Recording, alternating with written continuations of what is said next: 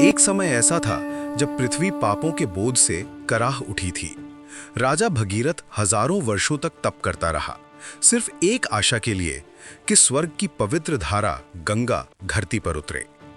लेकिन कोई नहीं जानता था कि गंगा का अवतरण सिर्फ एक नदी का आगमन नहीं था। ये वो क्षण था जब स्वर्ग, पृथ्वी और पाताल तीनों लोकों की सांसें थम गई थीं, क्योंकि यदि गंगा सीधे पृथ्वी पर उतरती तो पूरा संसार बह जाता। तभी महादेव ने वो किया जो ब्रह्मांड में सिर्फ वे ही कर सकते थे। गंगा मूलतः स्वर्ग में थी और उन्हें महान शक्ति और बल की देवी माना जाता है। लेकिन अगर हम पृथ्वी पर उनके आगमन की बात करें तो ये एक राजा के उद्धार और ब्रह्मांडीय संतुलन को बहाल करने की आवश्यकता से जुड़ी एक घटना है। तो चलिए जानते हैं गंगा के पृथ्वी पर आने के रहस्य को। भगवान राम के कुल में एक राजा हुए थे, सगर। राजा सगर ने भारत में कई नदी और जलराशियों का निर्माण किया था। वे पुत्रहीन थे। राजा सगर की पटरानी का नाम केशिनी था, जो कि विदर्भ प्रांत के राजा की पुत्री थी। केशिनी रूपवती, धर्मात्मा और सत्यपरायण थी। महाराज सगर की दूसरी रानी का नाम था सुमति, जो राजा अरिष्टनेमि की कन्या थी। महाराज सगर अपनी दोनों रानियों को लेकर हिमालय के भृगु प्रस्रवण नामक प्रांत में गए और पुत्र प्राप्ति के लिए तपस्या करने लगे। उनकी तपस्या से महर्षि भृगु प्रसन्न हुए और उन्हें वर दिया कि तुम्हें अनेक पुत्रों की प्राप्ति होगी। दोनों रानियों में से एक का केवल एक ही पुत्र होगा जो कि वंश को बढ़ाएगा, और दूसरी के 60,000 बलवान पुत्र होंगे। कौन सी रानी कितने पुत्र चाहती है, इसका निर्णय वे स्वयं आपस में मिलकर कर लें। केशिनी ने वंश को बढ़ाने वाले एक पुत्र की कामना की और सुमति ने 60,000 बलवान पुत्रों की। कुछ काल के पश्चात रानी केशिनी ने असमंज नामक पुत्र को जन्म दिया। रानी सुमति के गर्भ से एक तुंबा निकला, जिसे फोड़ने पर छोटे छोटे 60,000 पुत्र निकले।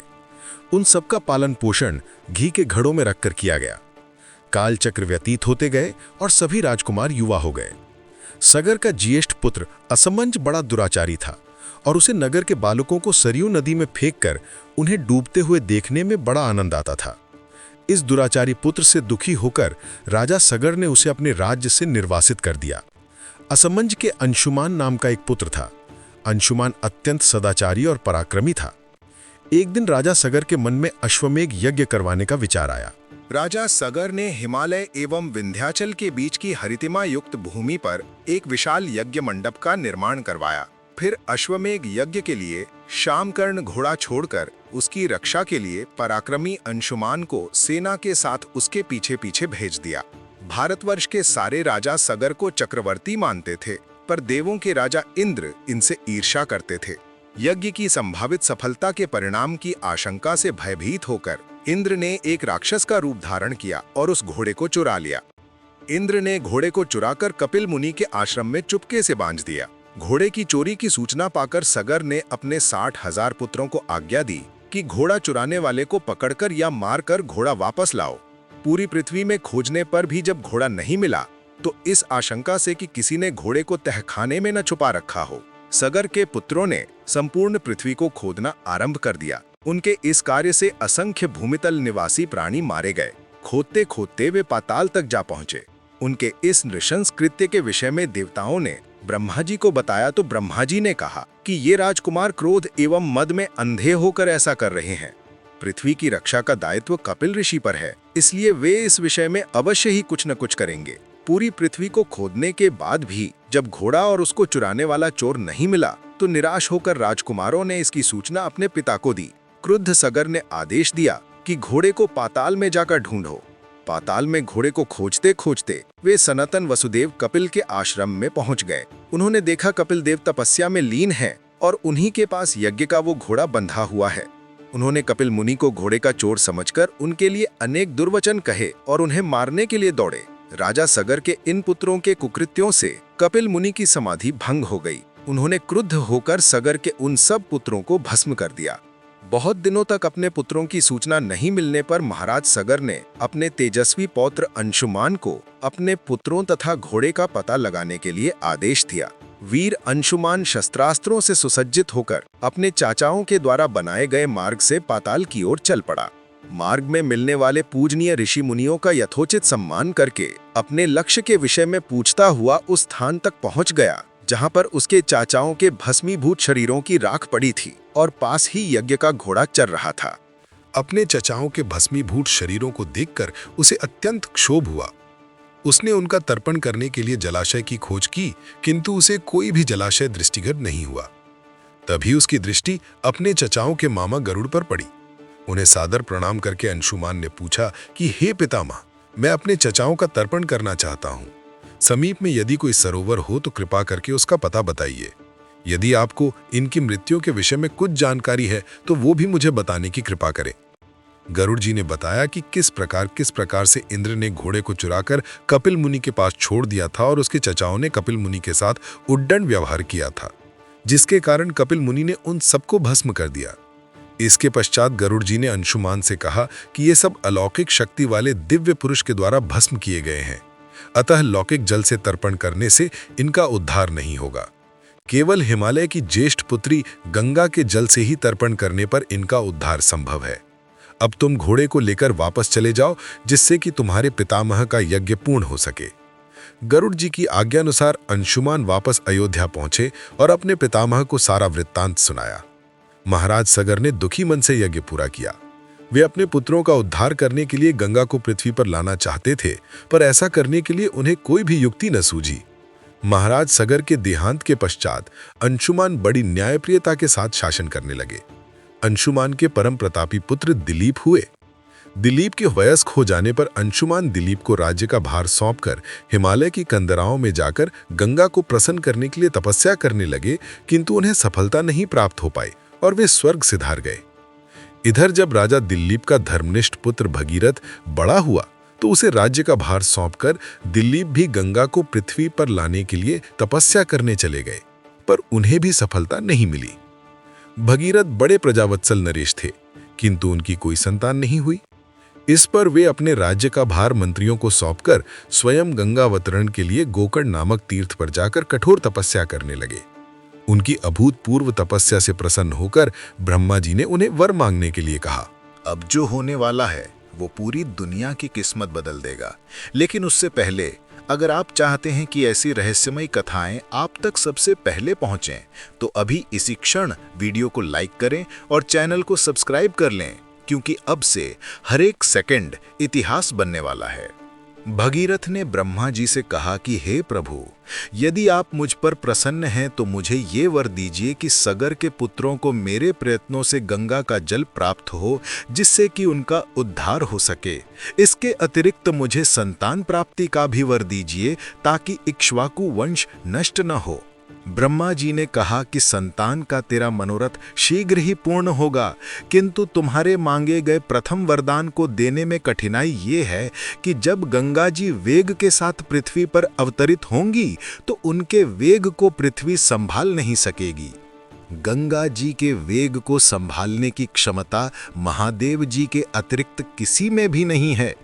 इसके लिए तुम्हें महादेव जी को प्रसन्न करना होगा। इतना कहकर ब्रह्मा जी अपने लोक को चले गए। भगीरथ ने साहस नहीं छोड़ा। वे 1 वर्ष तक पैर के अंगूठे के सहारे खड़े होकर महादेव जी की तपस्या करते रहे। केवल वायु के अतिरिक्त उन्होंने किसी अन्य वस्तु का भक्षण नहीं किया। अंत में इस महान भक्ति से प्रसन्न होकर महादेव जी ने भगीरथ को दर्शन देकर कहा कि हे भक्त श्रेष्ठ, हम तेरी मनोकामना पूरी करने के लिए गंगा जी को अपने मस्तक पर धारण करेंगे। उस समय गंगा जी सुरलोक से कहीं जाना नहीं चाहती थीं, इसलिए वे ये विचार करके कि मैं अपने प्रचंड वेग से शिवजी को बहाकर पाताल लोक ले जाऊंगी, वे भयानक वेग से शिवजी के सिर पर अवतरित हुईं। गंगा का ये अहंकार महादेव जी से छुपा ना रह सका। महादेव जी ने गंगा की वेगवती धाराओं को अपने जटाजूट में उलझा लिया। गंगा जी अपने समस्त प्रयत्नों के बाद भी महादेव जी के जटाओं से बाहर न निकल सकीं। गंगा जी को इस प्रकार शिवजी की जटाओं में विलीन होते देख भगीरथ ने फिर शंकर जी की तपस्या की। भगीरथ के इस तपस्या से प्रसन्न होकर भगवान शंकर ने गंगा जी को हिमालय पर्वत पर स्थित बिंदुसर में छोड़ा। छूटते ही गंगा जी 7 धाराओं में बंट गईं। गंगा जी की 3 धाराएं हलादिनी, पावनी और नलिनी पूर्व की ओर प्रवाहित हुईं। सुचक्षु, सीता और सिंधु नाम के 3 धाराएं पश्चिम की ओर बहीं और 7वीं धारा महाराज भगीरथ के पीछे पीछे चली। जिधर जिधर भगीरथ जाते थे उधर उधर ही गंगा जी जाती थीं। स्थान स्थान पर देव, यक्ष, किन्नर, ऋषि, मुनि आदि उनके स्वागत के लिए एकत्रित हो रहे थे। जो भी उस जल का स्पर्श करता था भव बाधाओं से मुक्त हो जाता था। चलते चलते गंगा जी उस स्थान पर पहुंची जहां ऋषि जहनु यज्ञ कर रहे थे। गंगा जी अपने वेग से उनके यज्ञशाला को संपूर्ण सामग्री के साथ बहाकर ले जाने लगी। इससे ऋषि को बहुत क्रोध आया और उन्होंने क्रुद्ध होकर गंगा का सारा जल पी लिया। ये देखकर समस्त ऋषि मुनियों को बड़ा विस्मय हुआ और वे गंगा जी को मुक्त करने के लिए उनकी स्तुति करने लगे। उनकी स्तुति से प्रसन्न होकर जह्नु ऋषि ने गंगा जी को अपने कानों से निकाल दिया और उन्हें अपनी पुत्री के रूप में स्वीकार कर लिया। तब से गंगा जाह्नवी कहलाने लगी। इसके पश्चात वे भगीरथ के पीछे चलते चलते समुद्र तक पहुंच गईं और वहां से सगर के पुत्रों का उद्धार करने के लिए रसातल में चली गईं। उनके जल के स्पर्श से भस्मीभूत हुए सगर के पुत्र निष्पाप होकर स्वर्ग गए।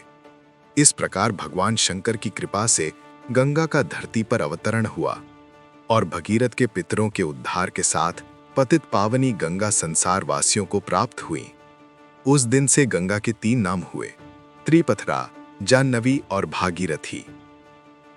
कपिल आश्रम में गंगा जी के पहुंचने के पश्चात ब्रह्मा जी ने प्रसन्न होकर भगीरथ को वरदान दिया कि तेरे पुण्य के प्रताप से प्राप्त इस गंगा जल से जो भी मनुष्य स्नान करेगा या इसका पान करेगा वह सब प्रकार के दुखों से रहित होकर अंत में स्वर्ग को प्रस्थान करेगा। जब तक पृथ्वी मंडल में गंगा जी प्रवाहित होती रहेंगी तब तक उसका नाम भागीरथी कहलाएगा और संपूर्ण भूमंडल में तेरी कीर्ति अक्षुण रूप से फैलती रहेगी।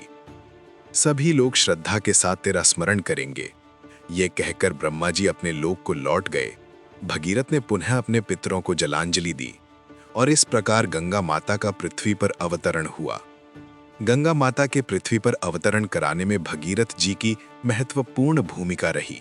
हम भगीरथ जी को कोटि कोटि प्रणाम करते हैं। जो भी गंगा माँ को माँ मानता है वो कमेंट में जरूर लिखें, जय भागीरथी त्रिशूल। देवी गंगा, गंगा माँ हिंदू धर्म में एक पवित्र नदी है जो पवित्रता और जीवन का प्रतीक है। ये पृथ्वी को अपने प्रचंड पतन से बचाने के लिए भगवान शिव की जटाओं से होकर पृथ्वी पर अवतरित हुई थीं। ऐसा माना जाता है कि जो कोई भी गंगा नदी में स्नान करता है वह अपने पापों से मुक्त हो जाता है और मोक्ष प्राप्त करता है। ये भी माना जाता है कि गंगा नदी आंतरिक आत्मा की शुद्धि और स्वास्थ्य संबंधित समस्याओं को दूर करने में मदद करती है। इसलिए जो कोई भी दिव्य गंगा की पूजा करता है या पवित्र नदी में स्नान करता है उसे अपार कृपा प्राप्त होती है और वह जीवन भर और उसके बाद भी कृतज्ञ रहता है। गंगा उत्पत्ति की अद्भुत कथा। गंगा का उद्गम दक्षिणी हिमालय से तिब्बत सीमा के भारतीय हिस्से से होता है। गंगोत्री को गंगा का उद्गम माना गया है। गंगोत्री उत्तराखंड राज्य में स्थित गंगा का उद्गम स्थल है।